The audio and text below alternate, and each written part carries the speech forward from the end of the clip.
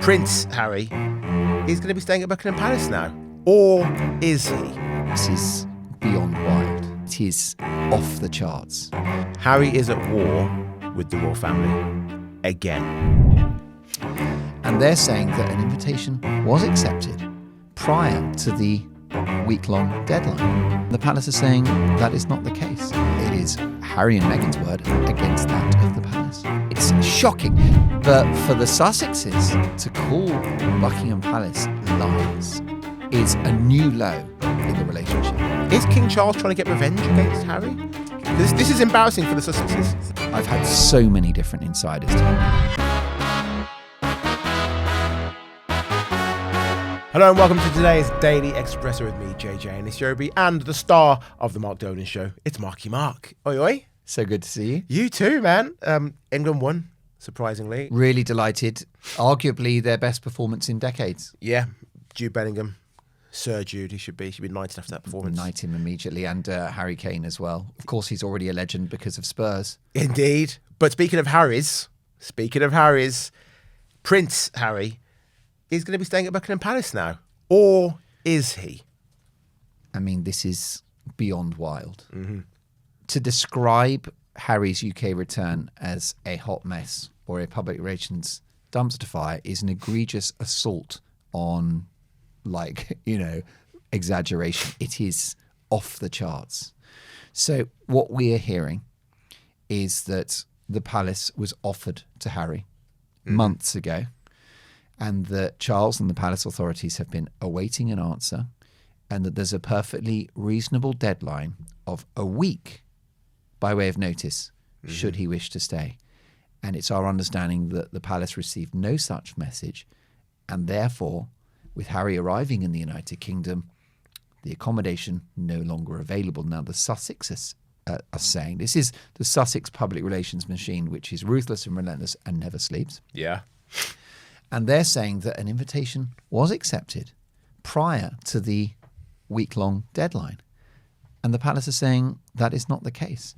So the first challenge for yourself, for myself, and for our brilliant audience is, who do you believe? Because it is Harry and Meghan's word against that of the palace. What on earth is going on? As we record this episode, Harry is on a plane, on a jet, heading to the UK. Do you think we could get it turned around? What the... I don't think so. I've got an idea because, as you know, the Daily Express, which is the media brand that owns the Daily Expresso, correct, deep pockets in it. Oh yeah, mate, we got no problems here. I don't know why you're laughing. The headquarters are extremely luxurious, and one day they will fix that coffee machine. But the Express have got a few quid, okay. And the reason why the Express is successful is because of the incredibly popular journalism, both via this show and the excellent online. I will tell you, the dailyexpress.co.uk is my number one website for news and the raw stuff. Good to hear. So anyway, they got deep pockets, right? And what they should do is find the head of air traffic control at Heathrow and slip him a few quid and turn that plane around. We don't want him. The government are talking about tackling illegal immigration. Right? Why not start with Harry? There's nothing illegal about him coming in legally, is there? I've made He's him got illegal. A passport. I've decreed it, and because I'm a very confident person, and I've decided that Harry's an illegal alien that's not wanted. But we're supposed the point of a country is you keep people that are damaging to the country out, don't you? He's the king's son, Mark. That's why he's so damaging. So yeah, we need to turn that plane around. But no, the bottom line, as you say, he's flying into Britain. With nowhere to stay. Nowhere to stay. And it's shocking. Now, I mean, where to start with this? So the Sussexes are effectively saying that the king is lying. Because when I talk about the palace authorities and the firm, it is the king. Mm-hmm. And that's not a great way to start the trip, is it? And the context to this is all of the to and fro, the circus that we've had about the armed royal protection. Mm-hmm. Harry saying that, he's awaiting an answer. Then it's kicked into the long grass. Then he says, well, then we're only going to come for a day, or we're not going to come to London. So that was bad enough. Yeah. But for the Sussexes to call Buckingham Palace liars is a new low in the relationship. Well, I gather Harry had spoken directly to his dad, to Papa, and said to Charles, yes, I'd like to stay at Buckingham Palace. Thank you for the invitation. However, he didn't go through the official channels, which he's supposed to have gone through. Whichever team's supposed to speak to whichever team and have that booked in. But still, it's the king. His dad's the king of England. King Charlie boy could just turn to his team and say, you know what, we've actually got quite a few rooms at Buckingham Palace. Give him any of them. Just sort it out.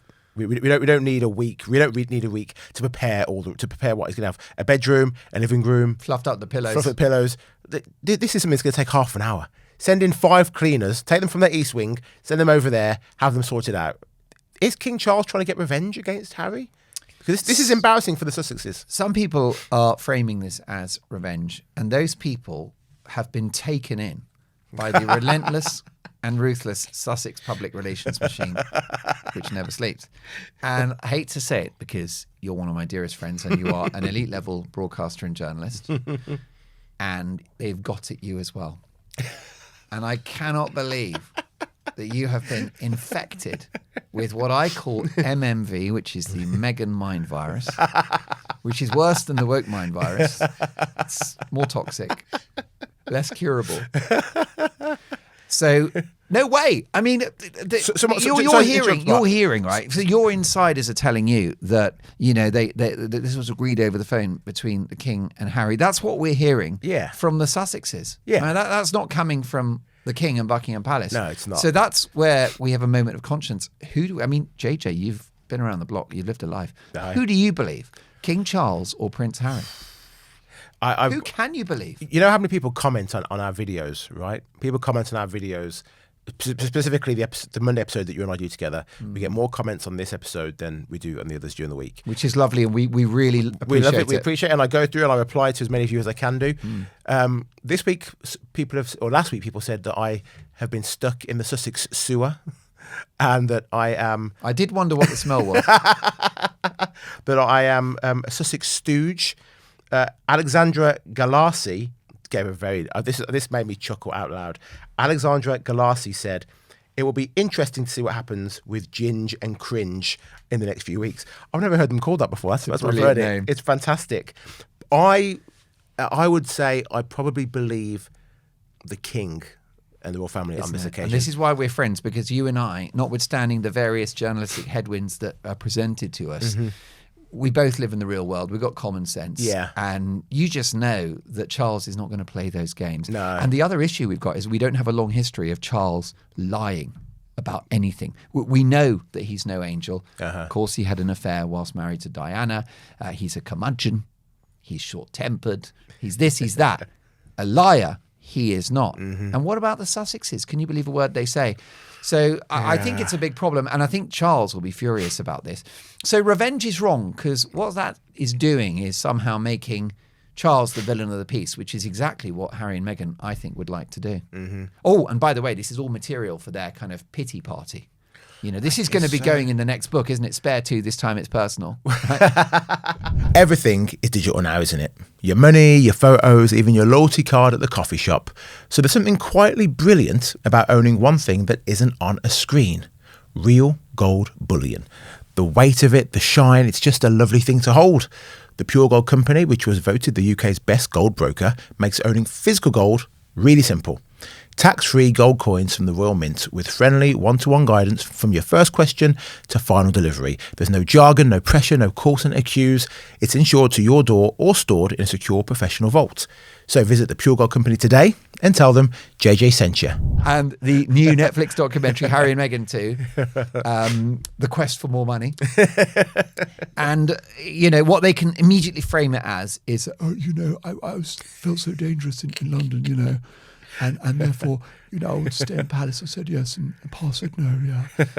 And I just don't see how that's possible. And now you mentioned, you're so right, that they could fluff the pillows and it would take half an hour.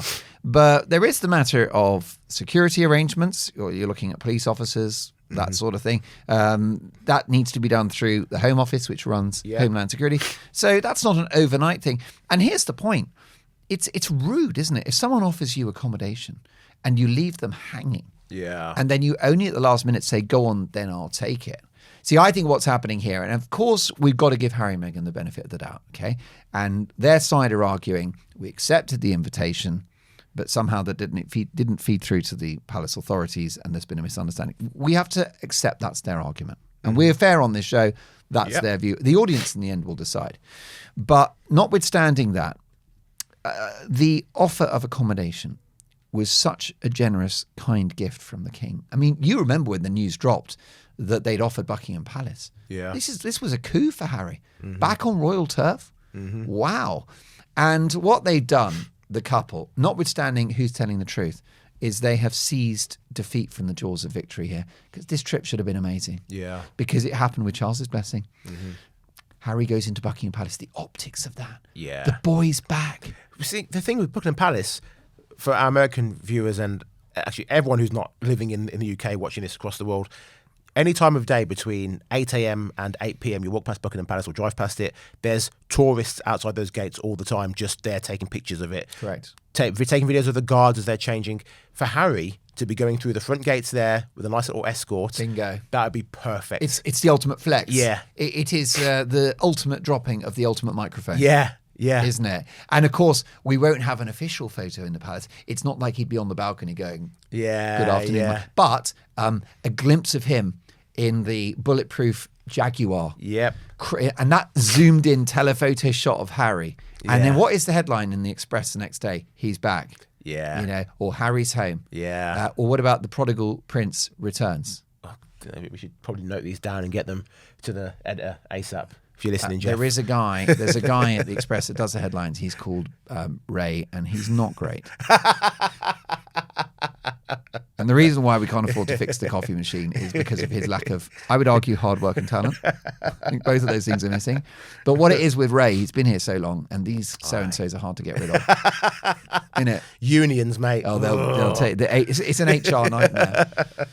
So what we're doing here on the Expresso is we're propping up the business model of the whole venture, which I don't feel is recognised. When I walk through the office, I don't think the respect is there. There's a lot of tutting, isn't it? Correct. Yeah. Yeah, they don't like us. We have this little small part of the corner. Well, of the what it office is, here. our success threatens them, isn't it? But we will win. Excuse me, I'm dying here. We're going to make this company the biggest media company in the world. This is what I think about Harry and this whole situation. Harry is at war with the royal family again. He was before when he left and he did the book and then he did the Netflix documentary, and then they've tried to get their way back into it. But there's no way, and of course my parents are not kings and queens, but there's no way I would return from a different country to see my mum and dad, and my mum and dad say to me, "Oh, you can't just turn up. We've got nowhere for you to stay." It's like, I'll sleep on the floor. That's all right. It's not a problem. I'll just stay on the floor. It's fine. No, you can't. It's not going to happen. This feels like this has reignited the feud all over again for me. It most definitely has, and it's toxic. Before, it was a circus with, will he get the armed security, won't he? It was unfortunate. It was negative headlines. But this is one side calling the other side liars. Yeah. And there are echoes of the Kardashian row, if you'll remember, last winter. With the photographs, yep. Yeah, and what happened then is that Harry and Meghan appeared at Kris Jenner's 70th. And she's an amazing lady. She's the matriarch of the Kardashian clan. And it's her big day. And of course, what do the Sussex do? Make it all about them. So they requested that photographs at that birthday bash were removed from the official Instagram. And Harry and Meghan's people let it be known that the couple had filled out a form on the invitation, which is a permission form. Can we publish photos of you at the event? And they let it be known they said no, which is why the photos were then later withdrawn, having been published. Well, the Kardashians came back and said no such form was on the invitation. So we've been here before. So again, who do you believe? King Charles in the palace or the Sussexes? Who do you believe? Kris Jenner and Kim Kardashian, who's a good friend of mine, and I've admired her work online for many years. What an actress, by the way. I mean, Meryl Streep, eat your heart out. If you haven't seen Kim Kardashian's movies online, I don't know why she's not on the big screen. Actually, that would be a big screen. Can't fit a derriere on the big screen. That'd be why. I find her videos highly educational. okay, King Charles isn't even staying at Buckingham Palace. Charles is staying at Clarence House. Correct. So why can't Harry just go and stay with his dad at Clarence House? The security's already in place. He doesn't need a chef. Just put some ham and chicken rolls in the fridge for him. The kids aren't with him. Meghan ain't with him. He can just go there and stay in his dad's house. Security's already there. Sweet. That's it. Why can't I just do that? You are so right, and you've spoken common sense. And Harry's, Always. he's got none of that. And I think one of the reasons why they don't adopt a simple solution, because, for example, they could have taken a pied-à-terre on the Windsor estate. Now, that would have been perfect for the whole family because the Windsor estate is like a ring of steel. Yeah. And that solves every problem because it's private and it's secure and it's royal property, and all the places there are extremely grand, including Frogmore, by the way, which, of course, they expensively refurbished. So, and the reason why they've not gone for your common sense solution, JJ, the reason why this hasn't been sorted out with one polite email is because Harry wants to be a crybaby. He wants attention. He wants to make the noise. He wants to perpetuate the victim narrative. He's addicted to the circus. He's as bad as Meghan now. We always say it on this show, don't we, that Meghan, in my view, is the one that shows narcissistic personality tendencies. But bless her, Meg's right. At least it's out there. It's open. It's nakedly obvious. Harry's just as bad. So what we're seeing here with all of this is his ego, crybaby, spoiled so-and-so. No one's ever said the word no to him. And I'm in a really good mood today, JJ. Not just because we are together with the unique chemistry that we both enjoy, which is not just professional, is it? I feel that there's... It's not just professional. We're friends. I think there's a carnal undertone to it, which we're never going to explore. Never say never. Unless something happens like a war, and then we may have to. Do you know what I mean? In extreme circumstances. Yes. Maybe desert island, you're going to sashay over to me on in a straw dress that you've just handcrafted. Right. We need to get it. Well, by the irony is we've got so much to get through, so I better. Yeah. No. And by the way, you poor thing, you've got the right full with the flu at the moment, aren't you? My wife has made me sick. God bless. Yeah. That little upstart, she's got to go. Deport her. Thanks, but no thanks. She's your Meghan, and I'm working hard to engineer the divorce as swiftly as possible. I want you back on the market. But yeah, no. So that's it. It's it's the usual. There could be a simple solution, and with the Sussexes, there never is. Indeed. Well, look, if you are enjoying the show, like, share, subscribe, and comment. Let us know your thoughts on what's going on today. Now, Mark, let's go on to Meghan. Meghan, because it's like the hokey cokey for these lot. They're in, then they're out, then they were in for 24 hours, then they were out. Now it seems because of the failure to get the wraparound police protection, Harry's now saying that Meghan and the kids are not going to come at all.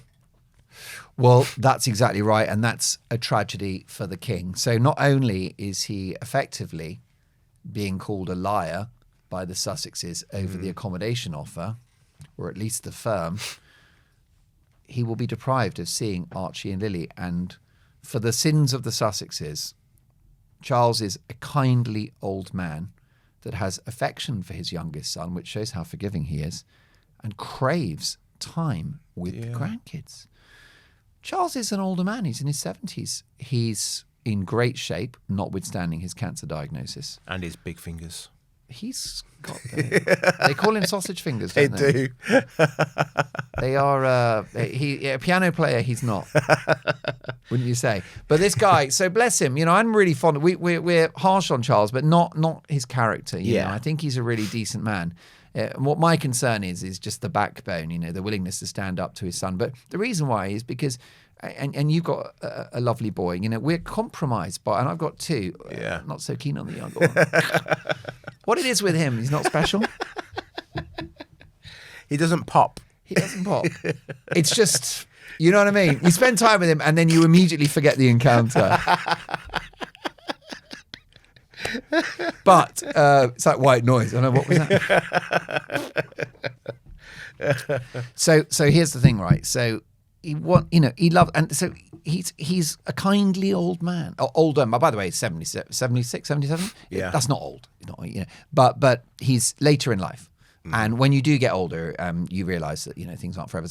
So this is, the ultimate cruelty of the Sussexes is to prevent Charles from seeing his grandchildren. And this is going to hurt. I mean, I think Charles must be, Charles is going to be in a very dark mood right now. I guess so. Like, okay, we can all say Harry was coming here to launch Invictus for Birmingham, but really, this trip was about unveiling the kids, showing the kids' faces, Correct. and having Charles see the kids and get a nice little photograph with the kids. That's what this trip was really about.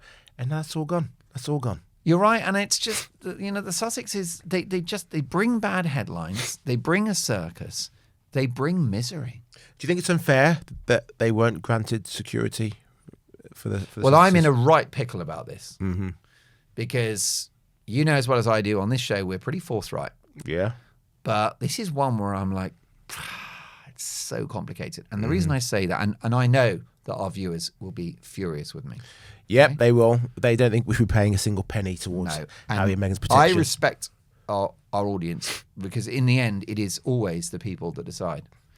And I understand taxpayer money to provide security for two people that didn't just give up their royal duties and therefore they've got no legal right to it, but actually attack the institution from overseas for money. So I get it. But I just, what the circle that I cannot square is that there are threats, naturally, to any celebrity, but particularly the son of the King of the United Kingdom. And yes, Harry can leave, move to America, but you'll always be the King's son. And I just don't want anything to happen to him or the family. And of course, even if there were, let's say there were some attempt which was unsuccessful, can you imagine how Harry would leverage that? I mean, that's probably the dream scenario for them, is some sort of thwarted incident that could have happened. I mean, Meghan will just be dining out on that for years. Because do you remember their near catastrophic car chase in New York? Yeah. I mean, you've got you've got connections to New York. Yeah. Have you ever seen a car go faster than 11 miles an hour in New York City? Yeah, I think they were claiming it was like a 40-mile-per-hour chase. That ain't happening anywhere in New York. There's traffic lights every 11 seconds, Yeah. and it's famously gridlocked all the time. Yeah, that is true. So I think but what do you think? You're a bit tougher on this on me. I am. Look, last week it was revealed, a report commissioned by the US private security company that Harry uses. They said that they found at least 6 terrorist plots, 5 of which originated here in the UK, including dozens of threats from Al-Qaeda against Harry. So I think on that basis, they should perhaps be given that protection when they come. And because we gave that same protection to Taylor Swift, who has no raw connections. Well, and this is why, but it's hard, but I'm actually going to really look at the comments today because I really want to know what the audience think, because, I think there is a flip side to this, which is maybe the real world answer. And as I mentioned to you last week, I spoke to Ken Worf, who was responsible for Diana's security, her main bodyguard, and a guy that also told me recently that if he'd been looking after Diana in 97, she'd still be with us. He said if she'd had the proper British security, she'd still be with us. So that's fine. And Ken said, look, nothing is going to be allowed to happen to Harry and the grandchildren when they're in the UK. And he gave me the impression that effectively they will get the security, but politically you can't say that they're getting it. Right. Because that's the point where the taxpayer's like, well, wait a minute, why are we paying for this? They left. So what you would have is unofficial armed royal protection. Why is that of no value to Harry? Because it's not the public victory, and it's not the cop cars and the blue lights. So that's the other thing that Ken said to me, is he said it's about the court of Prince Harry, the entourage, the 7-car cavalcade, the police outriders, which is a theory that I've had and shared on my show and shared with you. Yeah. That was my impression, because I think that Harry's as much of an egomaniac as Meg's. But there you go. You've heard it from the horse's mouth that there's no way that he will come to harm on British soil. We pray not. But like you, I mean, this is where I'm not black and white about it. So I think I seek to be actually educated by our audience, our viewers, of what they think. Well, do leave your comments and let us know what you think. We're going to say goodbye to you now. Unless you are a member of Club Expresso, for just £2.99 a month, you'll get lots of bonus content. You'll get exclusive chats with me and Mark and other bits and bobs from across the channel too. So just hit the join button. It's right there. Club Expresso, £2.99 a month. So bye to you lot who aren't members, and we're going to see the real members in just a moment over in Club Expresso. Bye-bye. Right, a quick pause in the podcast to tell you about our sponsor, Incogni. You had those phone calls from numbers you don't recognise, or you go in your inbox and there's emails for stuff you did not sign up for. Well, that's because someone somewhere is selling your private information. That's where today's sponsor comes in, Incogni. They will contact these people who have been taking your information and they'll say, oi, stop, delete it. Go to the website, incogni.com, you type in the details, 2 minutes later, Incogni are sorting it out for you automatically. And because I love you, I've got you a discount. It ain't 10%, it ain't 20, 60% off. 60% off an annual Incogni plan. Just go to incogni.com/Daily Expresso or click the link in the episode description box below.